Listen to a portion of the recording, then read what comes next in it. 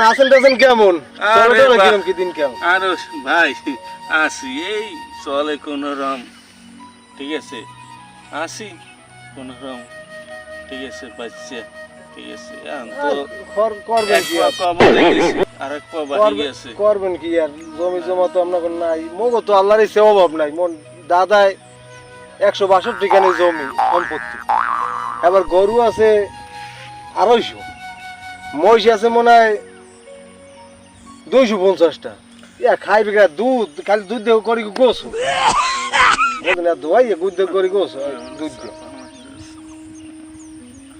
আরে বেটা তোর দাদার এই আসলে, তোর যে দাদার যে 250 যে গরু আসলে, ঠিক আছে ওই গরু মগো আতালে বান্ধা থাকতে, ঠিক আছে তোর দাদাই তো চোর আসলে, চুরি করে 250 গরু নেছে, তা মোর দাদাই ধরছে কিন্তু ছাইটে দিছে, ঠিক আছে চিন্তা করছে জ্বালার বেলা নাই কিছু দিয়েছে 250 করে দান করিয়েই দিয়ে দিয়েছে। আর ওই যে তোর যে 5.5 টাকা জমাই, ঠিক আছে অত মোর দাদায় লেখিয়ে দিয়েছে, ঠিক আছে তোর দাদার হালির লাগে আসলে এই লেখিয়ে। আর ওই যে কি মহিষের কথা কইছে অদে মুগো সরে বানতে ও সর মোর অফিসে মিলল সাজিয়ে দিয়েছে মোর দাদা, ঠিক আছে এই চাপা মারো মোর লাগে, ঠিক আছে যাই ভাইজান যাইয়েন দুধ খেতে যাইয়েন, চাপা মারি না কি দুধ খেতে যাইয়েন লাগে। গোসল না গোসল করছেন?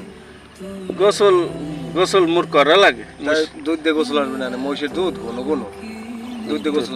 তুই যাইস মগো বাড়ি, ঠিক আছে গরু আর মহিষের গোস্ত দিয়ে খাবি না একটা।